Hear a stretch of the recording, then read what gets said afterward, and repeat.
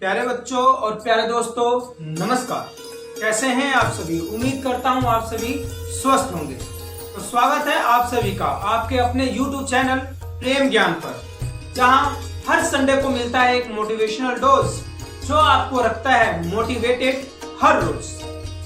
प्यारे दोस्तों, आज मैं आपको एक कहानी सुनाने जा रहा हूं और उस कहानी के माध्यम से मैं आपको बताऊंगा कि अपने जीवन में जो भी मुश्किलात, जो भी डिस्ट्रैक्शंस और जो भी आलोचनाएं आती हैं, उनका डटकर सामना करना चाहिए और आगे बढ़ने के लिए निरंतर प्रयास करते रहना चाहिए। कहा जाता है रेवेन एकमात्र ऐसा पक्षी है। रेवेन क्या होता है? कौवे की प्रजाति का एक पक्षी है। रेवेन एकमात्र ऐसा पक्षी है जो एक बाज की पीठ पर बैठकर उसे चोंच से काटने की हिम्मत रखता है।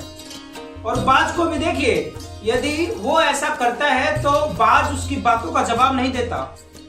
बाज उड़ता चला जाता है और आसमान में बहुत ही ज्यादा ऊंचाई पे उड़ते चला जाता है। वह उसकी बातों का कुछ जवाब नहीं देता।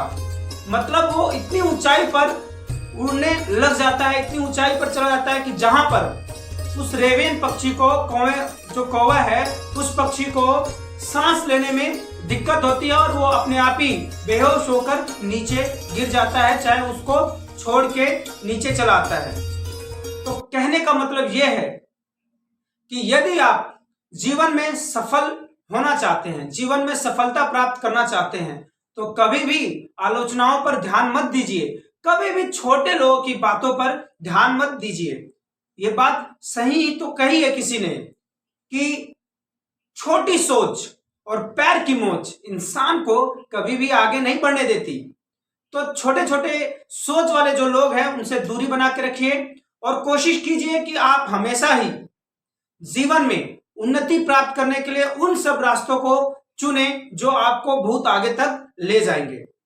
तो आज मैं बाज की ऐसी 5 आदतों का विश्लेषण करने वाला हूं, बताने वाला हूं, जिससे आप अपने आप को बेहतर बना सकते हैं। सबसे पहला जो पॉइंट है, दैट इज अकेला उड़ता है। बाज जो आपने देखा होगा कभी भी अकेला ही आसमान में विचरित करता है, उड़ता रहता है। ऐसा क्यों करता है? क्योंकि बाज जो है वो कभी भी छोटे पक्षियों के साथ नहीं उड़ता है। जब भी उड़ता है तो आसमान में अकेला उड़ेगा या अन्य बाजों के साथ उड़ेगा। तो कहने का मतलब है, यदि आप भी जीवन में प्रगति प्राप्त करना चाहते हैं तो जो छोटी सोच वाले लोग, मैंने छोटे लोग नहीं कहा है, मैंने गरीब लोग नहीं कहा है, मैंने बस इतना कहा है कि आप छोटी सोच वाले जो लोग हैं उनका साथ छोड़ दीजिए। इससे बेहतर है आप अकेले रहिए। इसलिए आ गया आपका नेक्स्ट, आ गया विजन। आप कभी भी देखेंगे कि बाज एक ऐसा पक्षी है कि 5 किलोमीटर की दूरी पर ऊंचाई से देख सकता है कि उसका शिकार कहां है। उसका लक्ष्य बहुत ही सटीक होता है, निर्धारित होता है और जाके चोंच वहीं पे मारता है। अपने शिकार को उतनी ऊंचाई से देख सकता है। तो कहने का मतलब, आपका जो विजन है, आपका जो लक्ष्य है, उससे डिस्ट्रैक्ट मत होइए, उससे इधर उधर अपने आप को डिस्ट्रैक्ट मत कीजिए। अपना विजन सेट कीजिए, अपना लक्ष्य सेट कीजिए और उसको प्राप्त करने के लिए जितोड़ मेहनत कीजिए, तभी आप एक सफल इंसान बन सकेंगे। एंड द नेक्स्ट इस मरे हुए पक्षी या जानवर को बाज कभी भी नहीं खाता। आपने देखा होगा कि कभी भी बाज की चोंच में फड़फड़ाता हुआ जानवर या पक्षी होगा। क्यों होगा? क्योंकि बाज इस चीज में विश्वास रखता है कि मरे हुए पक्षी को मैं नहीं खाऊंगा या जानवर को नहीं खाऊंगा। तो उसी प्रकार से हमें अगर आगे बढ़ना है तो we have to live in our present. हमें वर्तमान में रहना होगा। अतीत में जो बीत गई सो बात गई, जो बीत गया है उसको जाने दीजिए।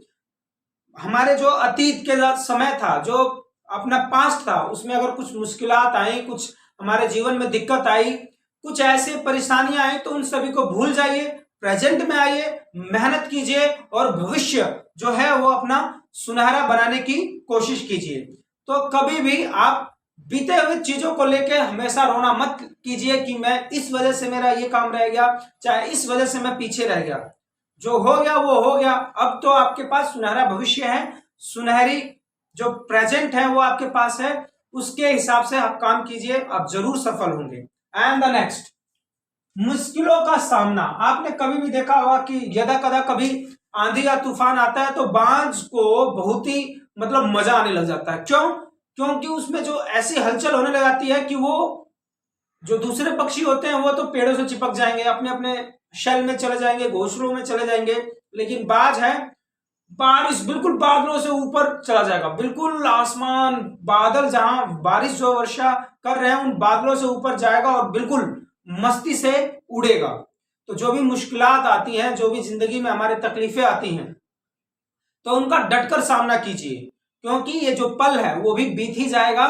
तो जो भी अगर मुश्किल आई है तो वो हमें बेहतर बनाने के लिए आती हैं, हमारे जो पोटेंशियल है उसको चेक करने के लिए आती हैं। तो हमें कभी भी हिम्मत नहीं आना चाहिए, डटकर मुश्किलों का सामना करना चाहिए, तभी हम सफल हो पाते हैं। तो इसलिए मुश्किलों से कभी घबराना नहीं चाहिए। And the next and the last one is comfort zone. Comfort zone के ऊपर मैंने एक और वीडियो बना रखी है, उसका लिंक डिस्क्रिप्शन बॉक्स में दे दूंगा, आप वहां से इसको जरूर देखें कि कंफर्ट जोन होता क्या है। ये बाज भी कहता है कि अपने कंफर्ट जोन में मत रहिए। किस तरीके से कहता है? बाज क्या होता है, आप कभी उसके घोंसले में अगर नजर मारेंगे जहां पे वो विश्राम करता है, तो जो भी लकड़ियां हैं, जो भी घास है, वो टाइट होंगे, बहुत ही मतलब नरम किस्म के नहीं होते, मतलब समझ लीजिए कि उसमें बहुत टाइट टाइट सूखे और सख्त लकड़ियां होती हैं। और अगर नरम आ भी गया तो वो क्या करता है, उन नरम लकड़ियों को और जो घास फूस होते हैं उनको अपने घोंसले से बाहर कर देता है। क्यों कर देता है? क्योंकि वो चाहता है कि उसके बच्चे कंफर्ट जोन है उसमें ना रहें। उसमें रहने की अगर उनको आदत पड़ गई तो बाज कैसे कहेंगे, इतने बड़े साम्राज्य को कैसे संभालेंगे, पक्षियों का राजा कैसे कहलाएंगे। तो इसीलिए यदि आप प्रोग्रेस करना चाहते हैं तो बात से ये सीख ले सकते हैं कि जिंदगी में जो भी मुश्किलात हैं, जो भी कठिन वक्त है, उसका अगर हम सामना करेंगे, और हमें सामना करना ही चाहिए, if we want to succeed in life then we have to come out of our comfort zone. आप अनकंफर्टेबल जब तक नहीं होते तब तक आप प्रोग्रेस नहीं कर सकते। मान लीजिए मुझे एक ऑफिस में मुझे एक काम दे दिया गया है और वही काम कर रहा हूं और हर साल मेरी 1,000-2,000 सैलरी बढ़ती जा रही है, it means I am lying in the comfort zone. मैं कंफर्ट जोन में हूं, मैं कैसे प्रोग्रेस कर सकता हूं?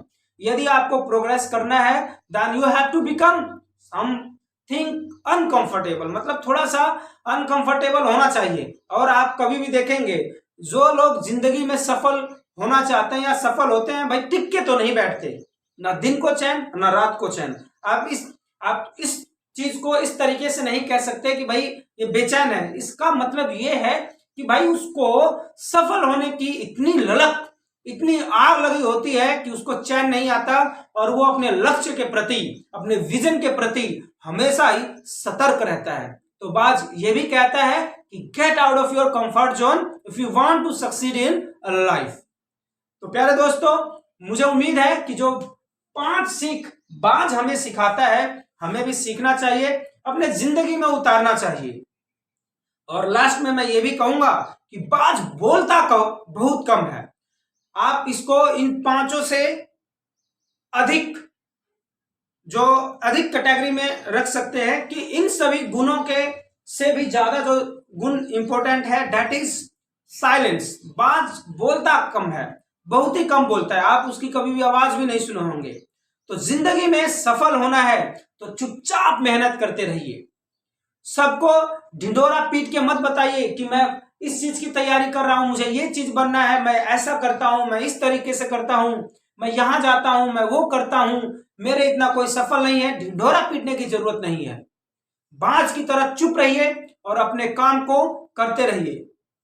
जो लोग ढिंढोरा पीटते हैं वो तोते वाले किस्म के होते हैं, बोलते बहुत ज्यादा है और करते बहुत कम है। तो आपको तोता नहीं बनना है। और दूसरी बात, जो तोते होते हैं ज्यादा करके क्या होते हैं, जो ऐसा सिखाया जाता है वैसा ही बोलते हैं।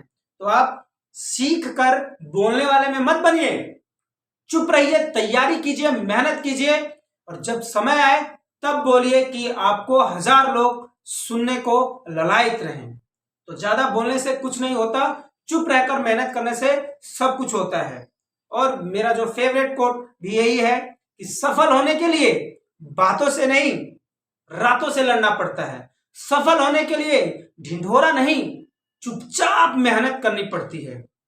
और सफल होने के लिए मेहनत इतनी खामोशी से कीजिए कि सफलता खुद ही खुद ढिंढोरा पीट दे, शोर मचा दे कि इसने ये चीज अचीव कर लिया है। तो आज के मोटिवेशनल डोज में बस इतना सा डोज काफी रहेगा। प्यारे दोस्तों, ये मोटिवेशनल डोज बस आपको ज्ञान हाँकने के लिए या ज्ञान पिलने के लिए नहीं बताता हूं, मैं खुद भी इन सभी बातों पर अमल करता हूं और अमल करने की भरसक प्रयास करता हूं, क्योंकि सफल सभी को होना है और मुझे तो सफल जरूर ही जरूर होना है, क्योंकि मुझे सफलता एक नंबर में चाहिए।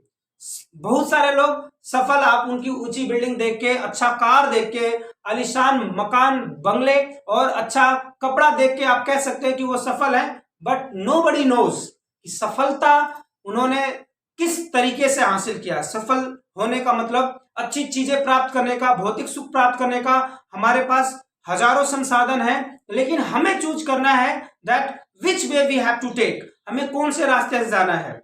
तो मुझे सफल होना तो बहुत ही ज्यादा जरूरी है, क्योंकि मुझे एक नंबर वाली सफलता चाहिए, सो डैट कि मेरे बच्चे जिनको मैं पढ़ाता हूं, जिनको मैं सिखाता हूं, कि एक नंबर वाली सफलता जिंदगी भर और जिंदगी के बाद भी टिकी रहेगी।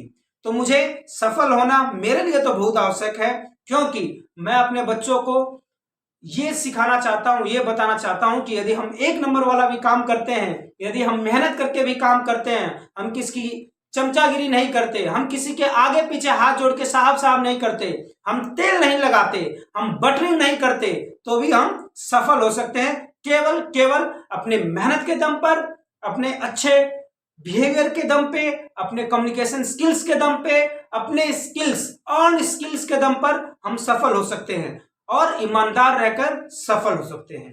तो मुझे उम्मीद है आपको ये बातें जरूर समझ में आई होगी। यदि आप एक पिता हैं, यदि आप एक माता हैं, यदि आप एक बड़े बुजुर्गों में आते हैं, तो ये वीडियो अपने बच्चों को जरूर दिखाएं, क्योंकि मैं कभी भी वीडियो बनाता हूं तो पहले अमल करके बनाता हूं।